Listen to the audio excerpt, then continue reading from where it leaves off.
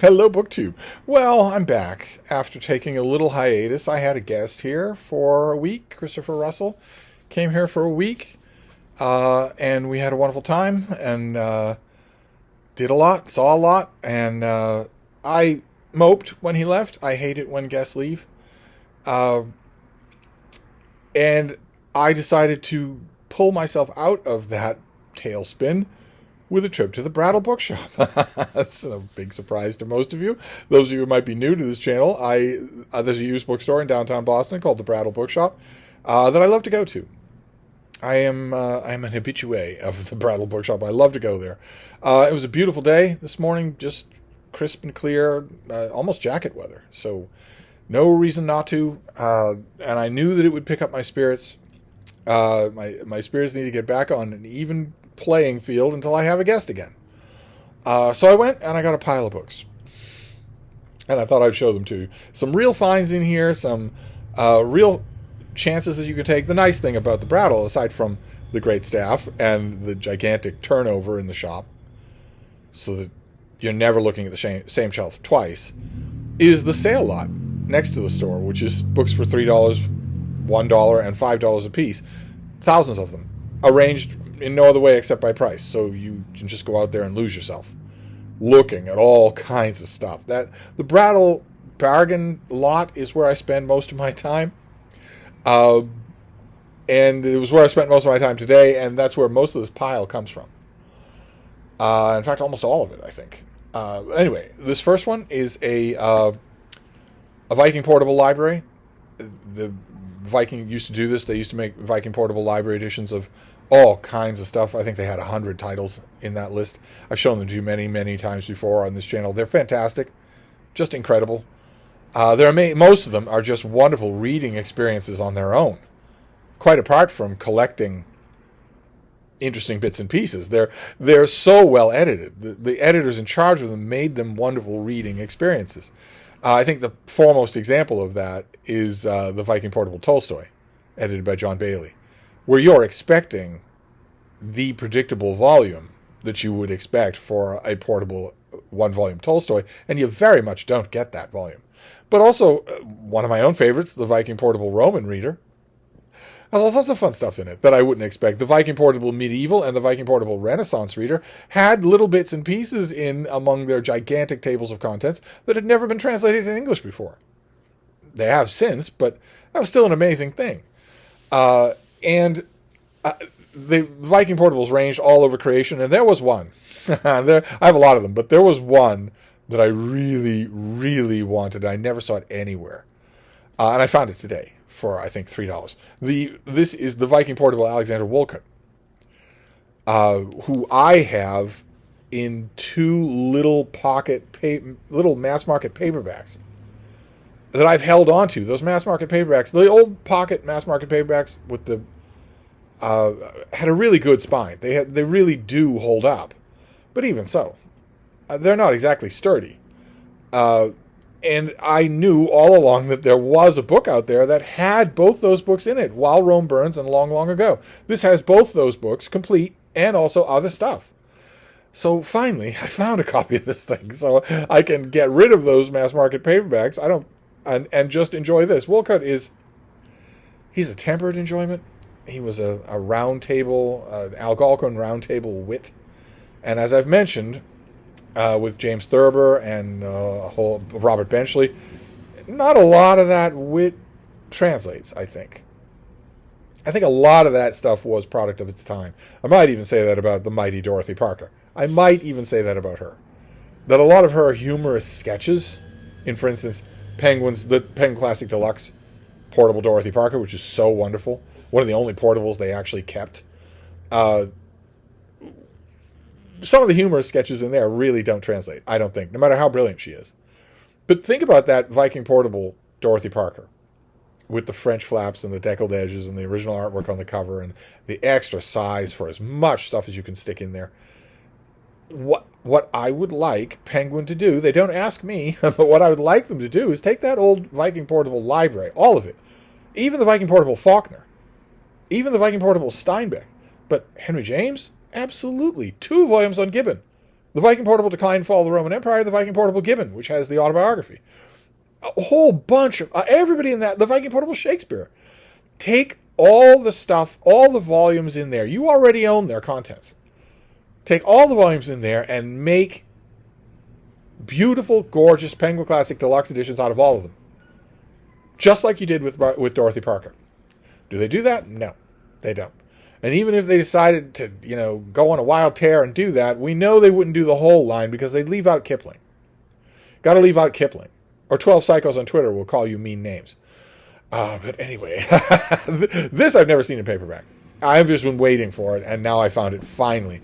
And it will be the occasion for some rereading, because I don't know if I'm selling those wits short.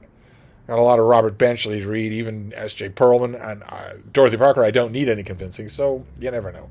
Then this next one is edited by Frank O'Connor. He did not ever see this. I guarantee you.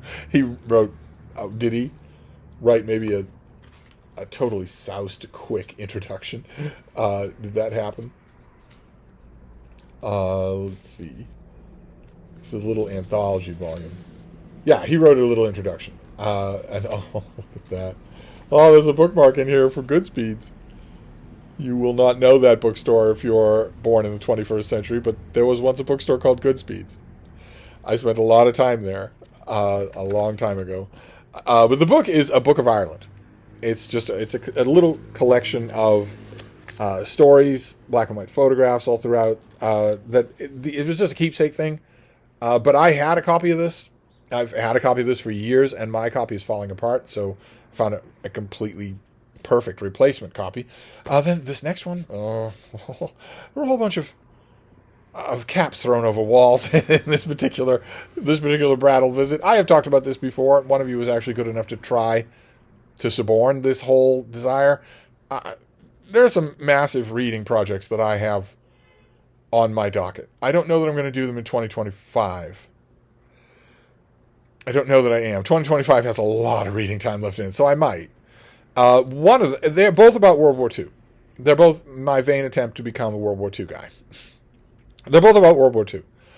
World War II produced a lot of literature, an incredible amount of literature, and two of the most remarkable things that were produced I want to make reading projects out of. And one of them is that the victorious Prime Minister of England, Winston Churchill, wrote a history of the war. That's, to put it mildly, rare. That is rare. I've read his history of the Second World War before. I read them in those multicolored mass market paperbacks that existed once upon a time that fell apart on me. And I'd recently taken it into my head to read the whole thing again. Churchill's account of the Second World War again. And I mentioned that on this channel, and one of you sent me a few volumes, and their heart was in the right place, your heart was in the right place, but those volumes just were not strong enough. They just were not. They started to fall apart the minute I started handling them. So I basically gave them a decent burial, and I started from scratch. So I don't have any of these volumes. I don't want the mass market paperbacks anymore, and I don't want the dumb trade paperbacks. They're poorly made. I want the hardcovers. And I want the hardcovers with dust jackets in good condition. Now, that's probably a big ask, but today I found the first one, The Gathering Storm. An ex-library copy, but in perfect condition with a library jacket on it. So I will reread this, and then I will look carefully for Volume 2. And this has very Tolkien-esque resonances to it anyway, because in addition to being... a large part of this is Churchill, of course, scoring I told you so points on everybody, because he was one of the only people saying we must be arming and we must be viewing Germany as an enemy. He was one of the only people saying that, and saying it to his mockery in Parliament. So part of this is that, but part of this is also his account of the rise of Nazi Germany. And that is a mesmerizing story. So it's got 1 star. See, it's got 1 star. I now have Volume 1 of Churchill. So it's 5 volumes to go, I think. I think I saw another volume there in the sale lot, but then I lost track and just wandered off. So I'm not asking much. I'm not asking you for anything. You're all being very generous lately. This summer, you've been very generous. I'm not asking the Fates much. All I want is a copy in similarly good condition of volume 2. So, but that doesn't stop me from reading volume 1 while I'm at it. Then I found a book. I don't know if I have this over on the shelf. I didn't want to risk it, that maybe I had it with a different cover. I had this once as a trade paperback, and I read it. I consulted it so often that it fell apart on me. A common theme today. This is James Pope Hennessy, who I love as a prose stylist. And he wrote a book on Trollope. And this is a biography of Trollope, but this is also, oh my God, such a fantastic trot through the novels. So fantastic when it comes to that. So insightful. So quotable. Better than any other Trollope biography. I've read them all, and a lot of them are really good when it comes to talking about the novels, but nowhere near like this. So, I mean, I have a bunch of Trollope biographies already, but I wanted this one. So, fantastic. I found it, and that's great. Okay, then this next one may be a rebuy. There's one rebuy for sure on the remaining here. This one may be a rebuy. I haven't actually exhaustively checked, but I know that I have gone through at least one copy of this book. So when I saw it, I grabbed it just in case. Just in case. And this is Gilbert Hyatt. This is his book, Poets in a Landscape, which is it illustrated, first of all. I don't know if we're going to be able to draw that at random, but there are black and white illustrations in this thing. There we go. Landscape illustrations, where he takes the great Roman poets, there you can see some of their names there, and locates them in their physical settings, not the rat-infested tenements of the Suburra, but their country locations. Where were their country locations? And how does that echo in their work? It's really good. It's really, really good. This is Poets in the Landscape is a terrific book to read. Just wonderfully companionable. Also a wonderful introduction to these figures, although the author knew everything there was to know about them. And I cannot remember if I have a copy of this. So, I mean, for $3, I grabbed it, just in case. We have an enormous thing here. I'm going to have a lot of fun with this. This has a lot of stuff in it. This is the Sean O'Casey Reader by Brooks Atkinson. Gigantic thing that is a one-volume, one-stop, meets all collection of O'Casey's writings or selections from his writings by one of the most preeminent theater critics of the 20th century. A Massachusetts boy who very briefly worked on the dear old Evening Transcript for Garganta, some rag called the New York Times. And Brooks Atkinson not only selects all the stuff in here, but also edits, because the first part of this book, if I remember correctly, it's the first part, is the plays. And all the major plays are in here. Juno and the Paycock, The Plough and the Stars, all the major plays are in here. Complete. But then Sean O'Casey also wrote great memoirs. Oh my God, his memoirs are so incredible. They're so amazing. And they're all in here, but each chapter is a different volume of his memoir. But it starts off with selections from. So you don't get the whole book. I don't think any single volume of memoir is in here complete. From I Knock at the Door. From Pictures in the Hallway. From Druns Under the Window. From Inishfall and Fare Thee Well, which is a volume I really should have entirely. I should have that one on its own. From Rose and Crown, and from Sunset and Evening Star. Okay, so no volume of autobiographies in here complete, but generous selections from each, and by a guy who would do a great job picking them. And then there's a section here called Opinions, with a whole bunch of stuff from Sean O'Casey that I might never have read. There was another book that I had, a paperback, decades and decades ago, called The O'Casey Reader. It wasn't edited by Brooks Atkinson. He had nothing to do with it, so it might have had different things in there. It might have had some of those. But this is all the O'Casey that I have in physical form.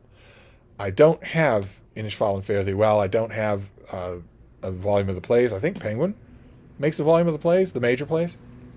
Anyway, very glad to have it. Then we have this big thing. This is Stendhal, the author of The Red and the Black. This is his Roman journal. And it's generously illustrated. There are all kinds of illustrations started. See, this is what I mean by generously, is that you get the whole of the illustration. Just folds all the way out. And there are a number of those like there. This is a very nice volume. No expense was spared to bring forward Stendhal's Roman writings, his impressions of visiting Rome under Pius XII. I believe it was Pope Pius XII.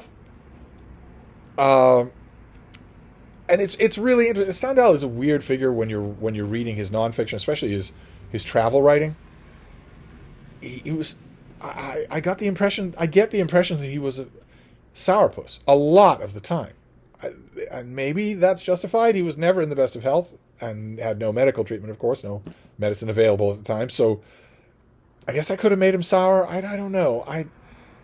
I guess when I think about this is a travel journal, and when I think about that, I think of traveling. Of course, Christopher Russell is traveling. When I think about that, I think back to my own travels. I traveled a lot before I settled onto this couch and didn't move. And one of the greatest horrors for me, far greater than than a fever or bad food, was bad traveling companions. I usually traveled without them. I was usually tramping out in the wilderness with my dogs, who are the definition of good traveling companions. But every once in a while, in fact, quite a bit, I would fetch up with groups of people. Some of them I maybe knew, maybe acquaintances, maybe not even that. And I would have companions for a while. And a bad traveling companion is worse than a boil where the sun don't shine. They are the worst. You can't stop thinking about them. After an hour, who's going to be a good traveling companion and who's not. Maybe not an hour. After a day, you certainly know. Or after an hour of hardship. And you tell yourself when that happens, when you reach that point, well, okay, I'm not going to let this person ruin my experiences. But you can't help it. They do. They do. Anyway, you can't help it. You can't help being dragged down by them. And I get the impression that Stendhal would have been a traveling companion who would have dragged me down. Maybe. I don't know. I haven't read the Roman journal, I don't think ever. Maybe I've read bits and pieces of it in a Stendhal reader or something like that, but I don't think I certainly haven't read anything this big. So maybe I'll get a different impression. But like, for instance, Mark Twain, Innocents Abroad, I get the impression he wouldn't have been as much fun to travel with as he makes himself out to be in that book. But he would still, I think, have been fun to travel with. I was fun to travel with. but Stendhal, I don't get that impression. And even more interesting is to go into this is I know for a fact that he lost his heart to a completely different Italian city, not Rome. So this is going to be fascinating. I mean, that happens to a lot of people that I know. It happened to me. It happens to a lot of people I know. They go to Italy, they travel all over, and some city gets to them. Some city gets to them more than any other. It's the only one they end up thinking about. Is it Rome? Who knows? It wasn't for Stendhal. It wasn't for me. But this is still going to be fascinating. And also, it can't help but be a highly detailed picture of a Rome that no longer exists. And then I found another replacement volume, because mine is battered all to hell and gone. I found one in perfect condition with a library covering on it already. This is National Geographic. They did these big books once upon a time. And this is their Age of Chivalry. See, they did a whole series of historical overviews. I have all of them that I want. I have a copy of this, but they are marvelous combinations of the gorgeous photography that you expect from National Geographic, but also original artwork designed to evoke things. This artwork does not exist anywhere else. No one's ever collected any of that artwork, never will. And these volumes all have it. There's the Age of Chivalry, there's a book on England, there's a book on Greece and Rome, a book on biblical times, there's one on dogs. And I love these things. And believe it or not, I go back to them a lot. And this was a no-brainer replacement for the thing I already had. So I grabbed it. And that was a pile, and that was a lot. That was very heavy to carry back here. I don't know how I could have made things worse. Oh, wait. I'm not finished. I got something else at the Brattle, too. So if this pile strikes you as unbelievable, your unbelievable meter is about to get broken. I found this. This is History of the United States Navy, Naval Operations in World War II by Samuel Eliot Morison. This is a hardcover of Volume 1, The Battle of the Atlantic, with this very neat 1950s, early 60s cover artwork. Samuel Eliot Morison was a great historian, one of the three great historians of his time period, in my opinion, popular historians. And he had an amazing distinction. No matter how good Bernard DeVoto is, he was not on the Oregon Trail. No matter how good Bruce Catton was, he was not at the Battle of Gettysburg. But Samuel Eliot Morison was Thucydides, if you know what I mean. as the streamers say, if you know, you know. He actually went there. He had ships shot out from under him. He actually saw action. As a historian, the government of the United States thought, we are undertaking the most massive military campaign in history. We should have a historian along to look at it all. And he should have unfettered access. We'll give him rank if we need to make sure he's where he needs to be. And he came back when it was all over, and he wrote a multi-volume history of the naval operations of the United States in World War II. And nothing else has ever been done like it. Not just in terms of the opportunity of the author and the massive amount of the work, but also the skill of the author. There are at least 2 German equivalents to this that I know, for an embedded figure who ended up writing a massive number of volumes about the things that he saw, and they are not equivalent because they are deadly dull, and there's not a page of this that's dull. So I got the Battle of the Atlantic, and I got Operations in the North Pacific Waters. Again, more original artwork, just incredible. And I got The Rising Sun in the Pacific. More original artwork. Amazing. Just amazing. And I got Coral Sea, Midway, and Submarine Actions. And there we have more action taking place there. Very accurate cover artwork. And I got The Struggle for Guadalcanal. The shot in the air there, and the dust jacket on here. And I got Breaking the Bismarck Barrier. Look at that, huh? Look at that. There were variation in the cover. It wasn't all just action scenes. And I got The Aleutians, Gibraltar and the Marshalls. Another great cover. This old period cover artwork. Oh, I think Da Capo Press did a trade paperback reprint of this whole thing, multi-volume. I'm pretty sure they used different artwork. I'm pretty sure they got somebody else to do the covers. But it doesn't matter. These are the way they looked originally. These are how you were buying them at the time. And I just love them. I just love the artwork. I love the dust jackets. David Murphy recently got almost the whole set of this without the dust jackets. When they don't have the dust jackets, they are this... here, let me show you, as long as we're spending time here. Without the dust jackets, they're this uniform deep sea blue with the filigreed anchors and whatnot of design on the spine. And David pointed out something that no one had ever pointed it out to me before, that it's really kind of dignified. The naked set without the hardcover is really kind of dignified and looks really good. And I hadn't ever thought of that. And then I did, but when have I ever been dignified? Better his should be dignified than mine. I also got New Guinea and the Marianas. Keep in mind, Christopher Russell is not here anymore, and I don't have my teenage weightlifters. So at this point, you may be wondering how I'm alive. How did I get 200 pounds of books back here? I also got this. Sicily, Salerno, Anzio. There's David Murphy right there. Running into fire.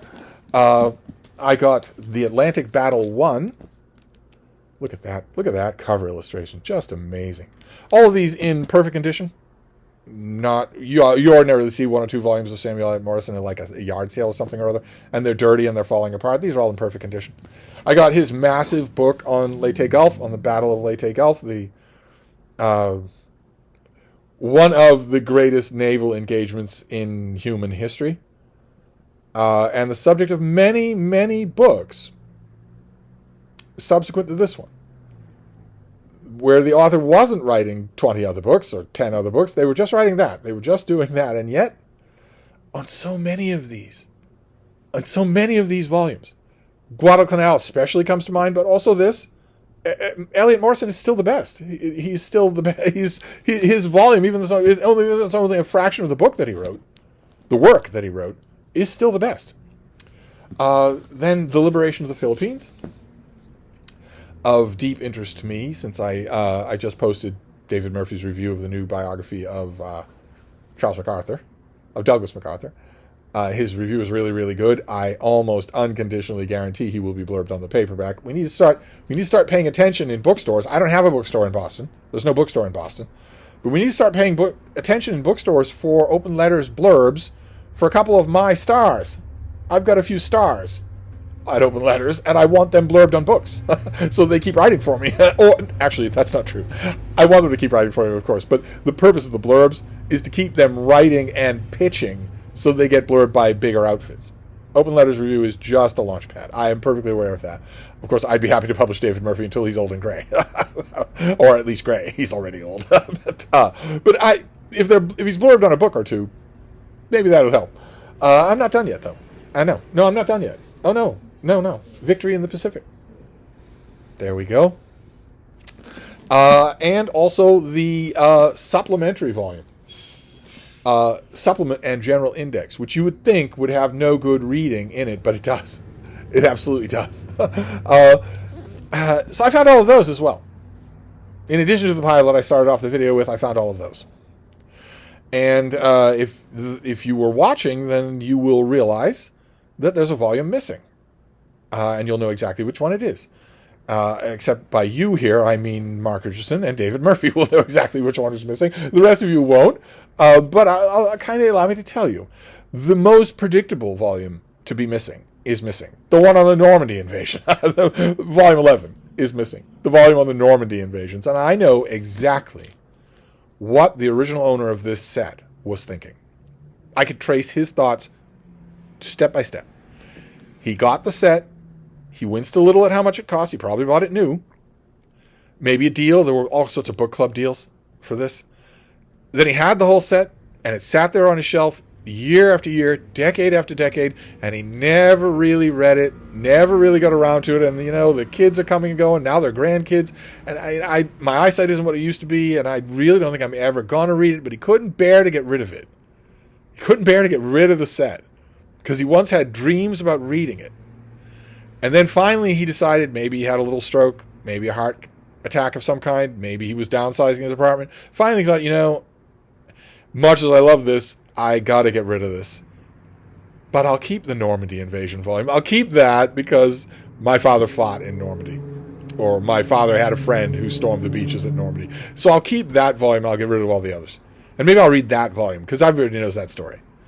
I'll bet he didn't get around to reading that volume, but I'll bet that's why that volume is missing from this one. I've seen that many times with this particular set of books. I've seen that many times where people downsize it. Eventually they have just Leyte Gulf and Normandy, and then it's just Normandy, and then it's so I need volume 11 of a history of the United States naval operations in World War II. I need volume 11 with a dust jacket in at least this good condition. So that has to happen soon. It doesn't have to happen soon. It has to happen before I get to volume 11. Even though, unlike with a lot of these other books, I don't think I've ever read a standalone account of the Battle of the Aleutian Islands. I don't think I've ever done that, except in Morrison. I've read this set before. But I don't think I've ever read a standalone account of that. And a lot of these others, that would be true as well. But Normandy? I've read lots and lots of books on Normandy, and yet I want that volume. I do.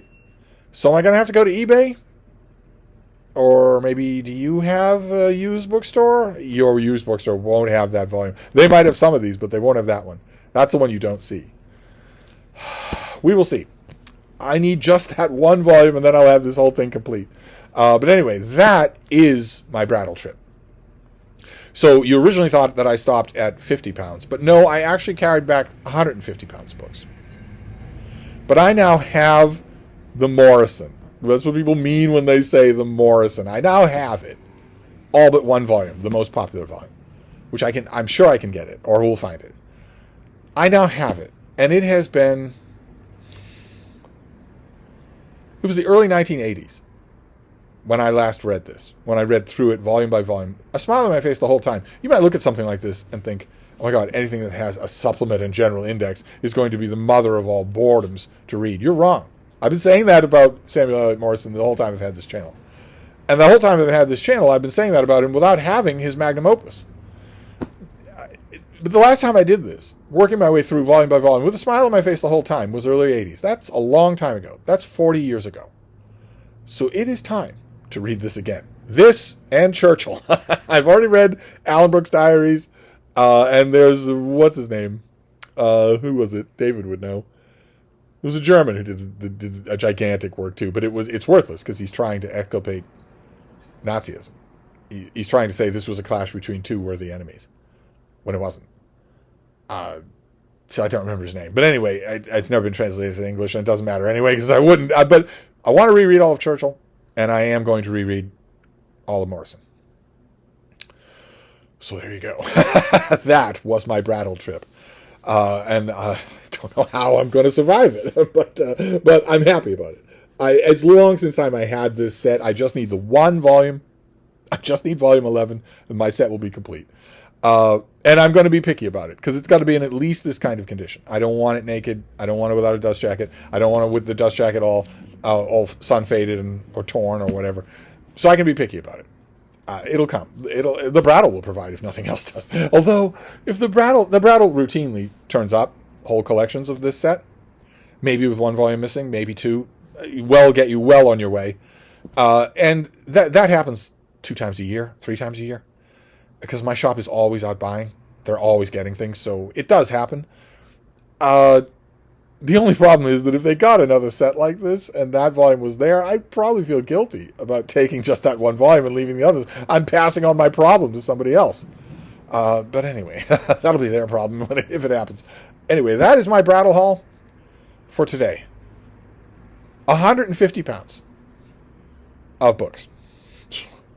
But I'm going to wrap this up for now before I lose my mind over that sheer memory. But I'll be back. Thank you, BookTube.